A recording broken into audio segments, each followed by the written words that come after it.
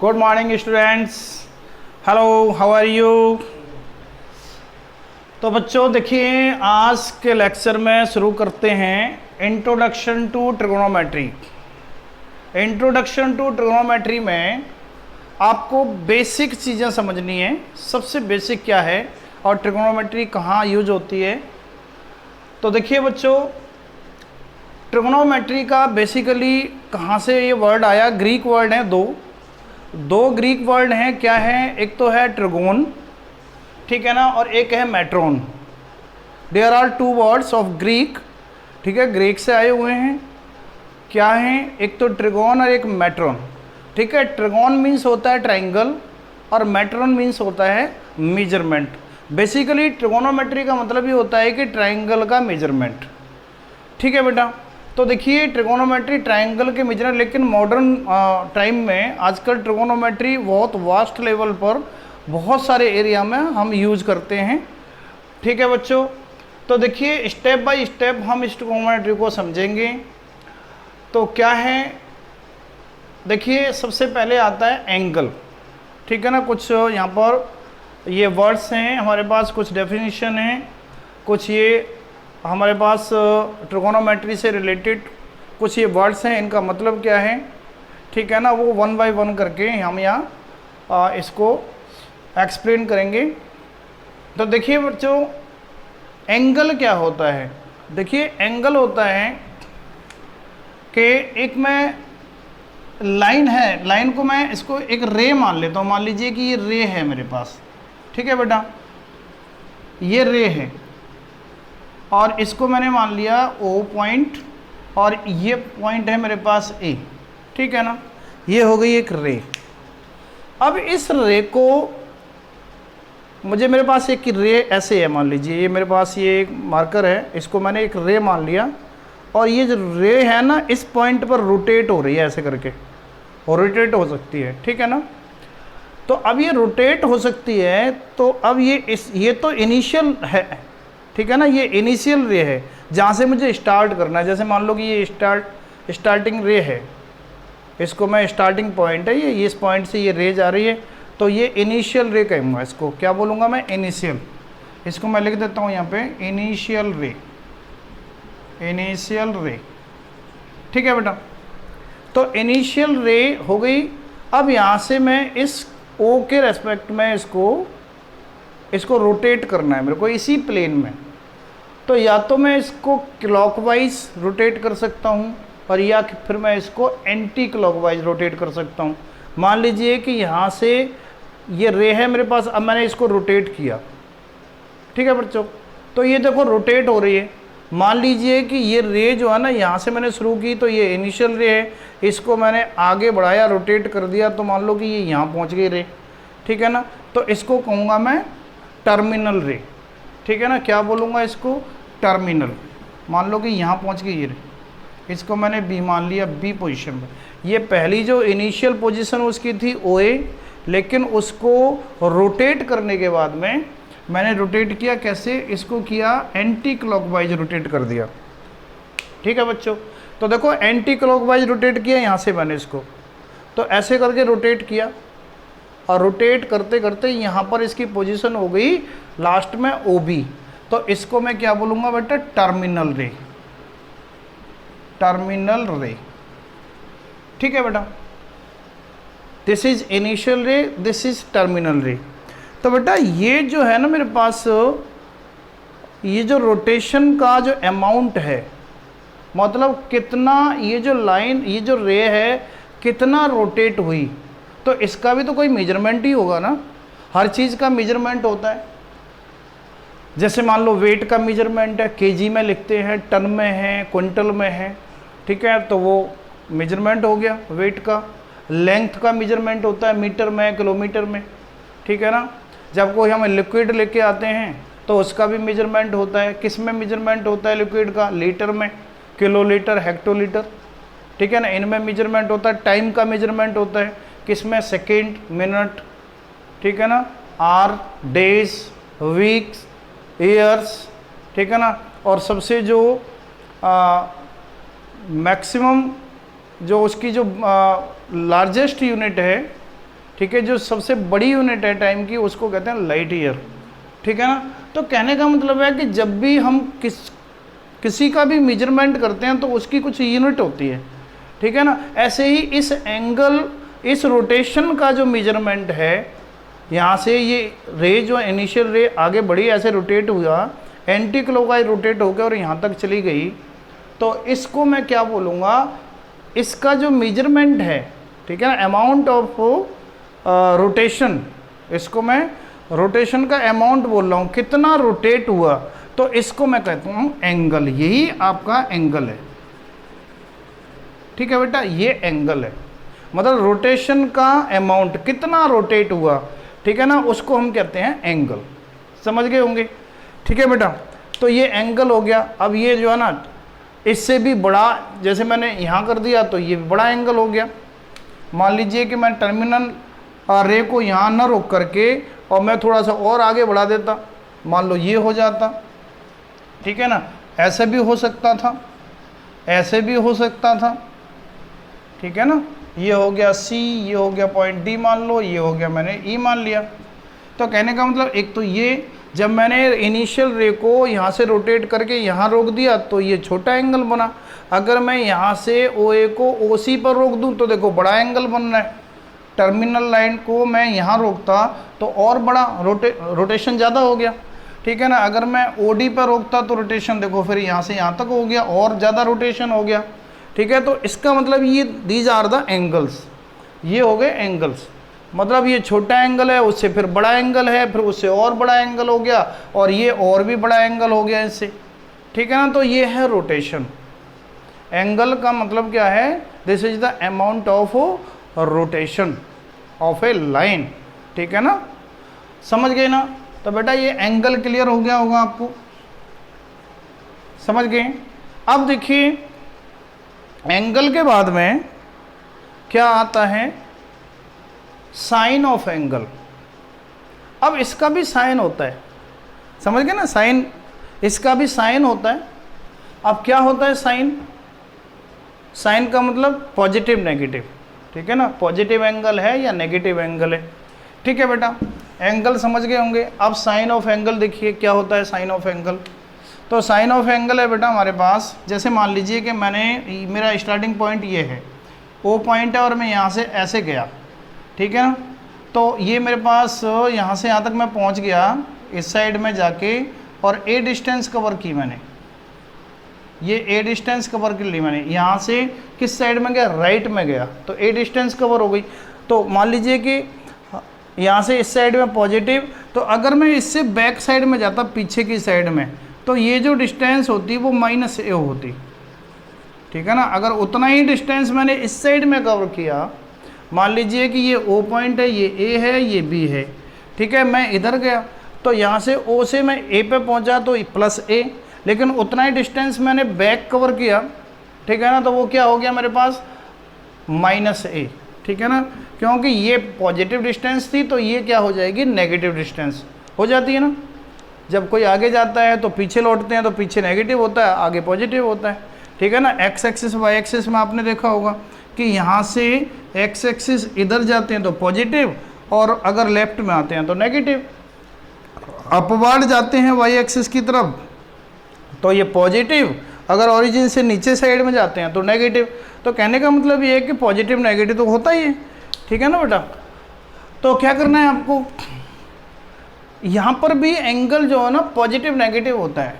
कैसे होगा, मान लीजिए कि ये मेरे पास इनिशियल रे है, ठीक है ना, जहाँ से मैंने स्टार्ट किया है, ये OA, और अगर मैंने एंटी क्लॉकवाइज रोटेट कर दिया, ये OB पोजीशन पर पहुँच गया, OA से मैंने कहाँ पहुँचा, OB पे पहुँच गया, ठीक है, ऐसे करके एंटी क्लॉकवाइज गया, तो ये मान लो ये हो गया एंगल हमारे पास थीटा, ठीक है बेटा। ये थीटा होता है, ध्यान रखना, ये थीटा होता है, इसको बोलते हैं थीटा, और ये एंगल के लिए यूज होता है।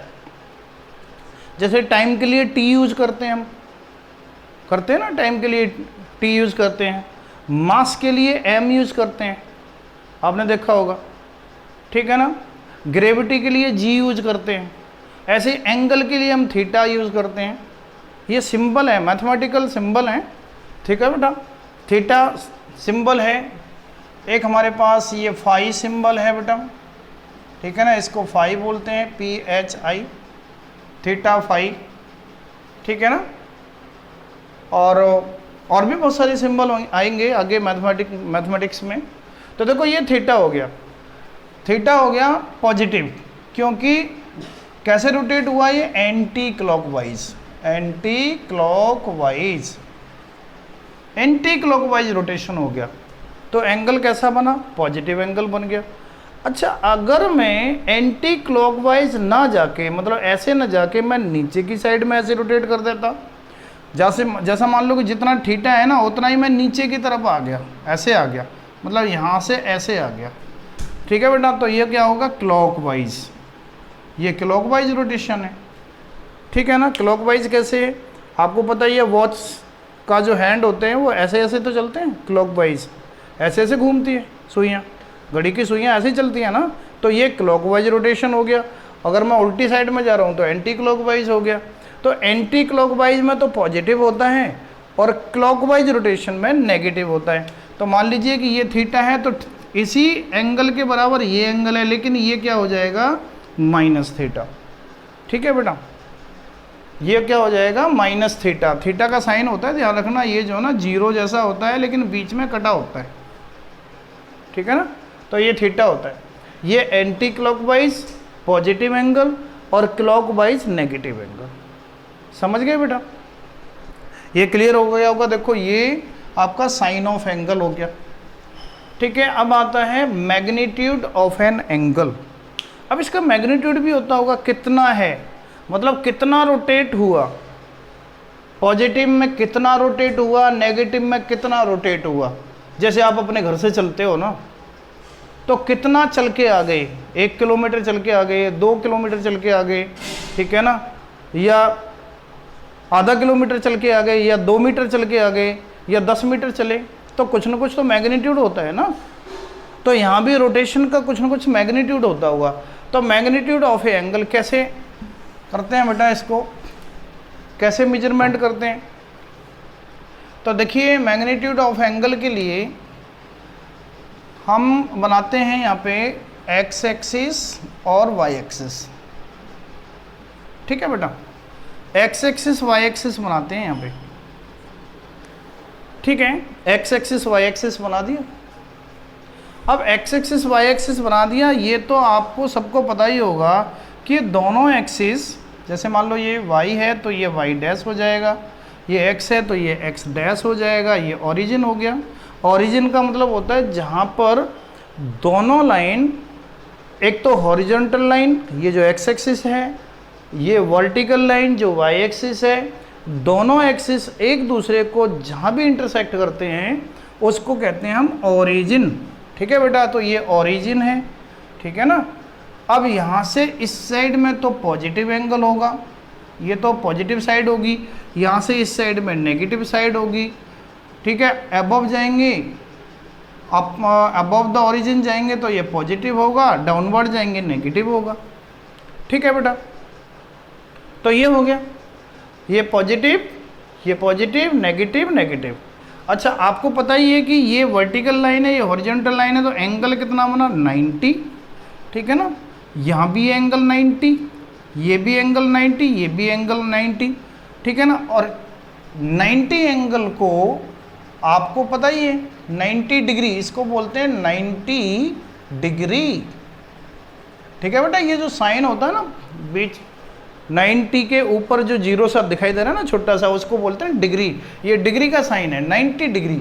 और 90 डिग्री कितना होता है, 1 राइट एंगल, 1 राइट एंगल, ठीक है ना। ध्यान रखना 90 डिग्री को क्या बोला जाता है, 1 राइट एंगल, ठीक है ना।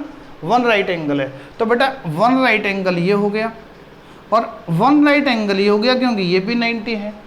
1 राइट एंगल ये हो गया, ये भी 90 है, और 1 राइट एंगल ये भी हो गया।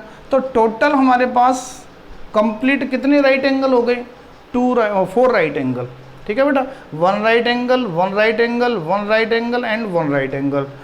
टोटल कितने राइट एंगल हुए, 4 राइट एंगल, ठीक है ना। इसका मतलब 4 राइट एंगल में कितना डिग्री हो जाएगा, 360 डिग्री, ठीक है। 90 प्लस 90 प्लस 90 प्लस 90 कितना हो गया, 90 डिग्री, 90 डिग्री 4 टाइम्स ऐड करेंगे कितना हो जाएगा, 360 डिग्री। और इसको हम क्या बोलेंगे, कितना बोलेंगे बेटा, 360 डिग्री को 1 राइट एंगल है तो ये हो जाएगा 4 राइट एंगल, 4 राइट एंगल। अब देखिए यहाँ से मैग्नीट्यूड ऑफ एंगल की बात चल रही है कि एंगल का मैग्नीट्यूड हम कैसे मेजरमेंट करेंगे। तो देखो यहाँ से शुरुआत हमने पहले ही बताया था आपको, ये इनिशियल रे है हमारे पास। अब इसको मुझे क्लॉकवाइज रोटेट कराना है तो नेगेटिव एंगल बनेगा। अगर यहाँ से मैं एंटी क्लॉकवाइज रोटेट करूँगा तो क्या बनेगा, एंटी क्लॉकवाइज रोटेट करेंगे क्या बनेगा, पॉजिटिव एंगल। तो बेटा मान लीजिए कि ये जो लाइन है मेरे पास, ये इनिशियल लाइन है, यहीं से शुरुआत होती है, ध्यान रखना, ठीक है ना। कभी भी एंगल आपको बनाना है तो शुरुआत कहाँ से करोगे, ये ओरिजिन से, ये एक्स एक्सिस पॉजिटिव की साइड जा रहा है ना, ये लाइन जो ना शुरुआत वाली होती है, स्टार्टिंग लाइन है ये ओ एक्स, इसी को रोटेट करना है। ऐसा नहीं कि आप यहाँ से बना देंगे, हाँ बना भी सकते हैं यहाँ से, ठीक है ना। इसको ऐसे रोटेट कर दो, ठीक है ना, समझ गए ना। तो वैसे हम एंगल जो हमेशा यहाँ से ही इस वाली लाइन को, जो ओ एक्स है ना, ओ से लेकर के एक्स तक, इसको रोटेट करते हैं, ठीक है बेटा। मान लीजिए कि ये जो रोटेशन है यहाँ से मैंने एंटी क्लॉकवाइज रोटेट किया इस लाइन को और यहाँ पहुँच गई लाइन, मान लो कहाँ पहुँच गई, ये पहुँच गई, ये वाली लाइन हो गई, मतलब यहाँ से जो रोटेशन हो गया यहाँ आ गया। तो ये जो एंगल बना, बता सकते हो कौन सा एंगल है। इसको मैंने मान लिया एक्स ओ, इसको पी मान लिया, ठीक है बेटा। तो ये एंगल कौन सा माना जाएगा, बता सकते हो, ये वाला जो एंगल है वो कौन सा माना जाएगा, इसका नाम होगा एक्स ओ पी। क्या मानेंगे इसको, एक्स ओ पी। क्यों, क्योंकि एक्स से ओ पे आए, फिर ओ से पी की तरफ चले गए, तो बीच में जो रोटेशन हो गया ना, बीच में जो ये जो मेजरमेंट है, ये जो हमारे पास मैग्नीट्यूड है ना, ये एंगल माना जाएगा एक्स ओ पी। एक्स ओ एक लाइन हो गई और ओ पी ये लाइन हो गई दूसरी। इन दोनों के बीच में जो रोटेशन का जो हमारे पास, ठीक है ना, कितना रोटेशन हुआ, जो अमाउंट है रोटेशन का, उसी को तो मैं बोलूँगा एंगल, ठीक है। तो ये ये माना जाएगा आपका एंगल।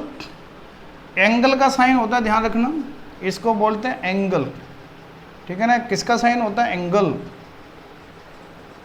ठीक है ना। इसको एंगल का साइन लगाते हैं ऐसे, तो बेटे इसलिए एंगल का साइन लगा दिए X O P, X O P. इसको बोलेंगे एंगल एक्स ओ पी, या फिर इसको ऐसे भी बोल सकते हैं एंगल पी ओ एक्स, एक ही बात है, पी ओ एक्स। चाहे तो इधर से ऐसे आ जाओ या फिर इधर से ऐसे चले जाओ, बात एक ही है। तो ये एंगल हो गया पी ओ एक्स, ठीक है बेटा, पी ओ एक्स।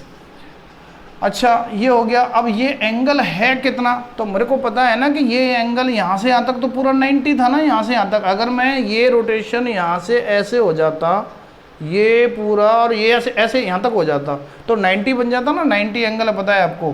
तो इसका मतलब ये जो एंगल हुआ वो कितना हुआ, ये हुआ लेस देन 1 राइट एंगल, क्योंकि एक राइट एंगल तो बेटा यहाँ से ऐसे जा रहा है ना, ये पूरा है।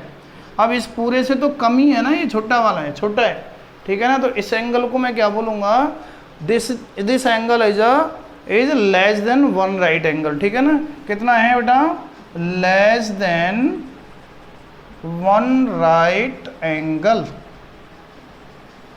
लेस देन 1 राइट एंगल, ठीक है ना।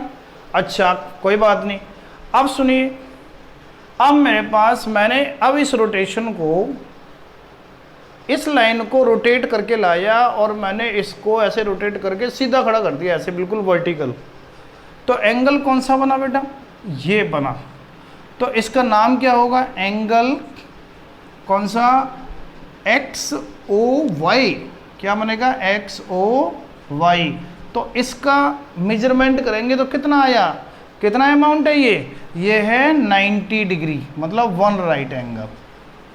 कितना है ये, 1 राइट एंगल है। एक्स ओ वाई कितना हुआ, 1 राइट एंगल, क्योंकि 90 का एंगल है ना ये पूरा, तो इसका मतलब 1 राइट एंगल हो गया ये।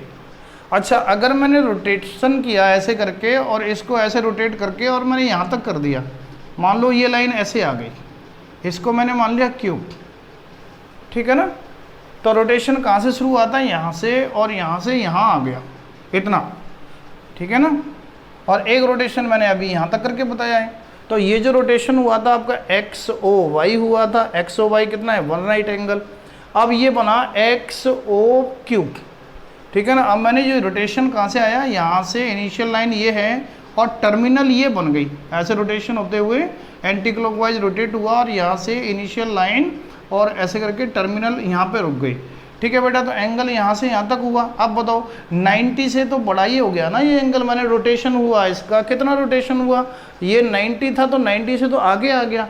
इसका मतलब एंगल बना, एंगल एक्स ओ क्यूब, एक्स ओ क्यूब कितना हुआ, मोर देन 1 राइट एंगल, ठीक है बेटा। कितना हुआ, मोर देन 1 राइट एंगल। देखो 1 राइट एंगल से तो ज़्यादा हो गया, ठीक है ना। या फिर मैं इसको ऐसे भी बोल सकता हूँ, लेस देन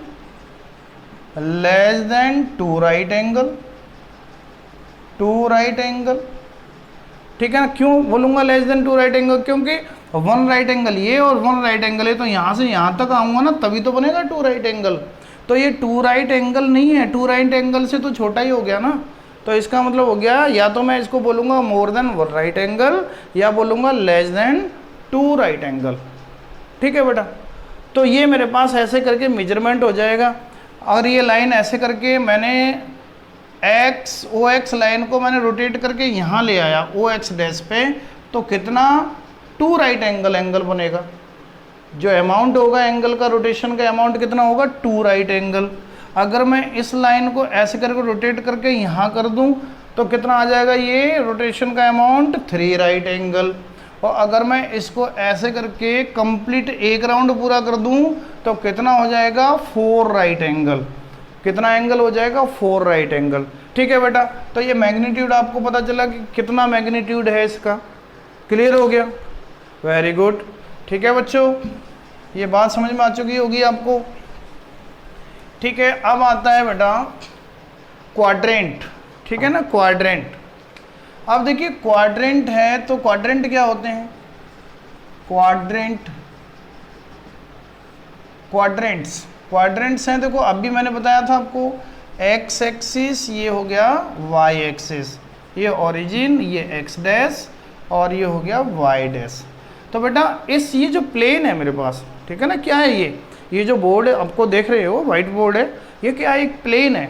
और इस प्लेन को मैंने 2 लाइन से डिवाइड कर दिया। देखो एक तो हॉरिजॉन्टल लाइन ये हो गई, एक वर्टिकल लाइन हो गई, ठीक है ना। तो अब इन दोनों लाइंस ने इस बोर्ड को, मतलब ये जो प्लेन है इसको कितने पार्ट में डिवाइड किया हुआ है, आपको पता है 4 पार्ट में डिवाइड हुआ है, क्योंकि एक पार्ट ये हो गया, एक ये हो गया, थर्ड ये हो गया, फोर्थ ये हो गया। तो बेटा इनको कहते हैं हम क्वाड्रेंट, क्या बोलते हैं इनको, क्वाड्रेंट। तो ये हो गया फर्स्ट क्वाड्रेंट, इसको बोलते हैं फर्स्ट क्वाड्रेंट, ठीक है बेटा। इसको बोलते हैं हम सेकंड क्वाड्रेंट, क्या बोलते हैं इसको, सेकंड क्वाड्रेंट। इसको क्या बोलते हैं, थर्ड क्वाड्रेंट, और इसको बोलते हैं फोर्थ क्वाड्रेंट, ठीक है बेटा। First quadrant, second quadrant, third quadrant, fourth quadrant, ठीक है बेटा। तो ये हो गए हमारे पास क्वाड्रेंट। फर्स्ट क्वाड्रेंट कहाँ से कहाँ तक होता है बेटा, देखो ये एंगल यहाँ से यहाँ पर, अगर मेरे पास ये लाइन यहीं पे है, मैंने रोटेट ही नहीं किया कुछ भी, मतलब इनिशियल लाइन को मैं ना तो ऐसे ले गया ना ऐसे ले गया, ठीक है ना। तो यहाँ पर एंगल कितना हुआ, 0, क्योंकि चला ही नहीं मैं कुछ भी, इसी के ऊपर खड़ा हूँ, इस लाइन के ऊपर ही खड़ा हूँ मैं, ना तो मैं एंटी क्लॉकवाइज जा रहा हूँ ना क्लॉकवाइज जा रहा हूँ, मैं वहीं खड़ा हूँ। ये जो रे है ना मेरे पास इनिशियल, वो यहीं है, ठीक है, टर्मिनल भी यहीं है, मतलब मैं यहाँ से गया ही नहीं, ठीक है। तो एंगल कितना हुआ, 0। तो 0 से, और अगर मैं ऐसे करके चला गया और यहाँ तक चला गया तो कितना बन गया, 90, ठीक है ना। तो इसका मतलब फर्स्ट क्वाड्रेंट ने कहाँ से कहाँ तक एंगल लिया, 0 से 90। तो 0 से 90 के बीच में जो एंगल होता है, 0 से 90 डिग्री के बीच में, वो फर्स्ट क्वाड्रेंट का होता है, ठीक है बेटा। ऐसे ही सेकंड क्वाड्रेंट में ये शुरू होगा 90 से, क्योंकि यहाँ से 90 पे तो आ गए हम, अब 90 से आ गए तो 90 से फिर 180 पे पहुंच गए, ठीक है बेटा।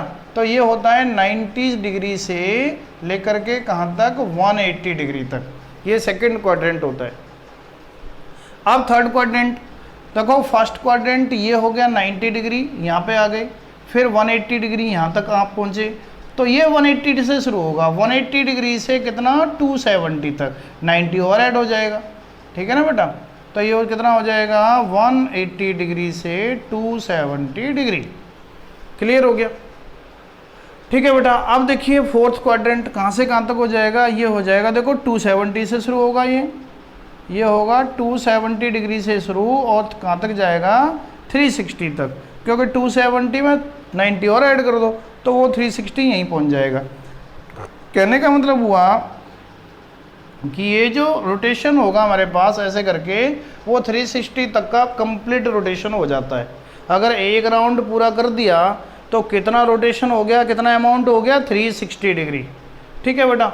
अच्छा अब देखिए कि अगर मैंने ये क्वाड्रेंट हो गए आपको, तो क्वाड्रेंट आपको समझ आ चुके होंगे। अब आता है एंगल इन एनी क्वाड्रेंट, ठीक है ना, ये क्वाड्रेंट आपको समझ में आ गए होंगे।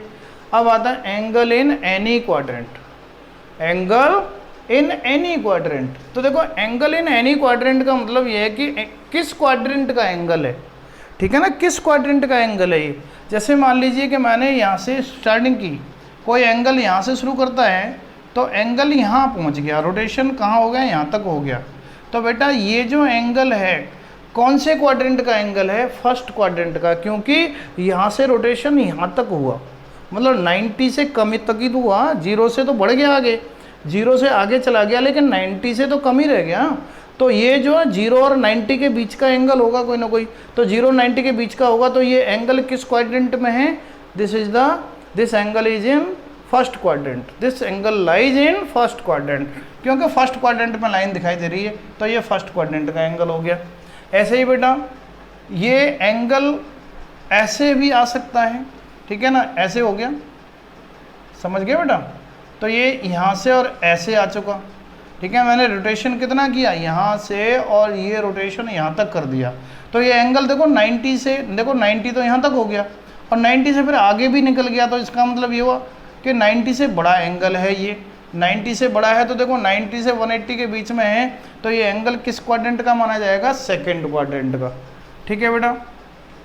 इसको मैंने P मान लिया, इसको मैंने Q मान लिया, तो XOP, एंगल XOP, ठीक है, लाइज इन फर्स्ट क्वाड्रेंट, समझ रहे हो बच्चे। XOQ, angle XOQ lies in second quadrant, ठीक है बेटा। अब मैं आता हूँ थर्ड में, मान लो कि यहाँ पर भी एंगल आ सकता है, ये इसको मैंने मान लिया R, तो अब एंगल कौन सा बना, यहाँ से रोटेशन यहाँ तक आया, तो इसका मतलब देखो यहाँ से शुरू हुआ 90 हुआ, 90 से 180 भी कंप्लीट हो गया, 180 से आगे चला गया, 180 से आगे चला गया, तो angle XOR lies in third quadrant, ये थर्ड क्वाड्रेंट का एंगल हो जाएगा बेटा, ठीक है ना।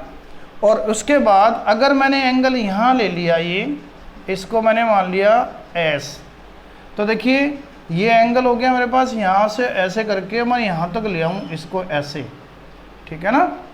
तो ये एंगल कौन सा हो गया, एंगल XOS, ठीक है ना, XOS। देखो XOS इसको मत मान लेना, क्योंकि मैं जो सारे एंगल को ले रहा हूँ ना एंटी क्लॉकवाइज ले रहा हूँ, क्लॉकवाइज लूँगा तो यहाँ से यहाँ तक ही माना जाएगा ये XOS, ठीक है ना। मेरे को कैसे जाना है, एंटी क्लॉकवाइज रोटेट होना है, एंटी क्लॉकवाइज। ये सारे एंगल कैसे जा रहे हैं, एंटी क्लॉकवाइज रोटेशन है। कैसा रोटेशन है ये, एंटी क्लॉकवाइज रोटेशन। तो XOS इसका मतलब OX को ऐसे और रोटेट करके यहाँ तक ले आया, तो 3 राइट एंगल से बड़ा है, इसका मतलब ये एंगल लाइज किस में करेगा, फोर्थ क्वाड्रेंट में, ये फोर्थ क्वाड्रेंट में लाई करेगा, ठीक है बेटा। तो ये आपका एंगल इन एनी क्वाड्रेंट, ठीक है ना, किसी भी क्वाड्रेंट में एंगल जा सकता है, कोई भी एंगल किसी भी क्वाड्रेंट में जा सकता है, ठीक है बच्चों। तो इस तरीके से ये आपका एंगल इन एनी क्वाड्रेंट हो गया। अब आएगा next measurement of an angle, ठीक है ना। तो देखिए मेजरमेंट ऑफ एन एंगल आपको नेक्स्ट वीडियो में कराएंगे, ठीक है ना। अभी तक आप इतना इसको अच्छी तरह से समझना है, ठीक है ना। अगेन एंड अगेन आपको बहुत केयरफुली इस वीडियो को वॉच करना है, ठीक है ना। ये जो टर्म्स लिखे हुए हैं, ये जो डेफिनेशन, ये जो बताया हुआ है, इसको आपको अच्छी तरह से रिवाइज करना है, ठीक है बच्चों। Thank you very much.